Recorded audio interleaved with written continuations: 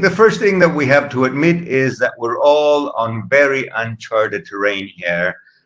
Even the governments that are doing things best are making up policies as we go. The toolkits for addressing these problems are quite different from previous crises. And we should be very clear about this. We do not know very much which are the best policies to address this crisis. The range of uncertainty is gigantic, and I think the willingness to experiment and to learn along the way must be very, very substantial as well. The composition or the structure of the economy in many emerging markets is very different from that of developed countries. And I want to mention this because I think a lot of the policies have been inspired by economic structures that are very different from ours. What is the priority? The payment systems, the entrepreneurial capacity that we have accumulated, those who are most in need. I think the question is very clear that we cannot do whatever it takes. We can only do whatever we can, as Mauricio said. So what is it that we do as a priority? What we are facing is a transitory shock, but a very deep transitory shock, which has the possibility to produce a lot of damage in terms of destroying companies, destroying jobs. The key thing that firms have is entrepreneurial capital. And that is a combination of know-how and the right workers. If, as a result of liquidity constraints, firms go belly up, firms close, or firms have to shed a lot of labor, there's one thing we know: the recovery is going to be very, very slow. I do agree that firms have some form of entrepreneurial capital, know-how, and the right workers, but it differs. It differs between formal and informal firms. It differs between large, medium, small. It differs between established, not established. Not all have the same to, if you want, merit or create an externality worth subsidizing. The tour guide, it's not clear to me we need to save the tour guide. It is not clear to me we need to be saving all these offices that were being used for a lot of public activities that are just not going to happen. Yes, there are travel agents and bus companies and transport companies and hotels that probably will not make it. But the truth of the matter is we have no idea. So my suggestion would be, let's have that discussion 6 months from now, a year from now. And in the time being, let us endeavor to provide enough financing so that most firms make it at least to the first half of the year. Economic policy provides the means by which firms may have the liquidity, keep paying workers, they maybe will remain constant on their loans, and therefore they will be ready to produce when we go back to some semblance of normality, or maybe that will not happen.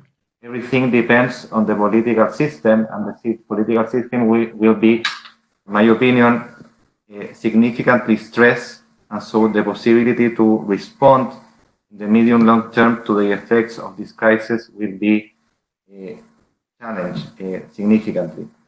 The list of things governments can be doing, ought to be doing, and in some cases are doing is long. They could be paying wages, either directly or indirectly, to keep that employment relationship from collapsing. We can provide subsidized credit or direct lines of credit by the central bank. In some cases, equity injections may be called for, and equity injections help because they give control. So you make sure that, in fact, the money is used to pay workers and to settle debts and to keep investing and not to fuel capital flight.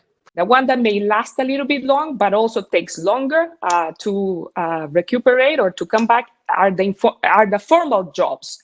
So there may be something to be said to try to protect a formality.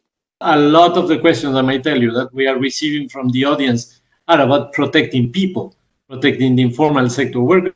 Yes, it is a tragedy from a humanitarian point of view. The government cannot go and help every firm that is informal.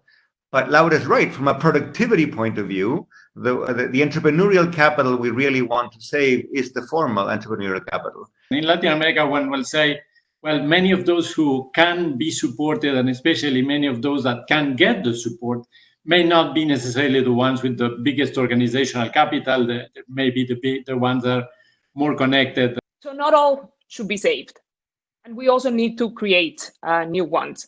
So that is my view, that saving every job and saving over every firm is not correct, because even before there were things that we needed to shut down, and now we need to invest in new things. And that is why, on top of the fact that we just don't have the money that rich countries have, we do need to focus on the vulnerable.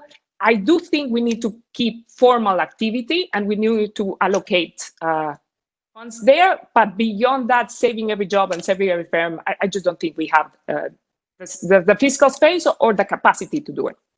Laura's absolutely right. Firms are unlike each other. And clearly, the organizational capital of a very sophisticated firm is very different from that of an informal kiosco that sells candy on a street corner. But here, paradoxically, we may be lucky, because the ability of government to provide support, credit, guarantees, and all kinds of things is going to be limited largely to formal or semi-formal firms. Because it's very hard to pay somebody's wages if there's no contract that specifies how much the person makes.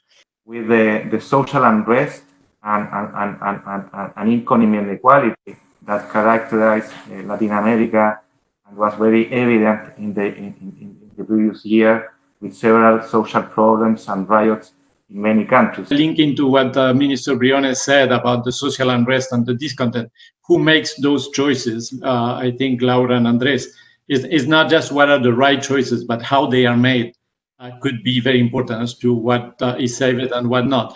What are the choices? Ways that we should be prioritizing the entrepreneurial capacity, the formal sector, the informal sector, those in need. Of course, we can gain some time, but sooner or later, there is a need for big decisions. We come from a period of social unrest and a lot of discontent in Latin America. The transparency, the consensus of the mechanisms through which we reach those decisions will be very important for the legitimacy of what comes.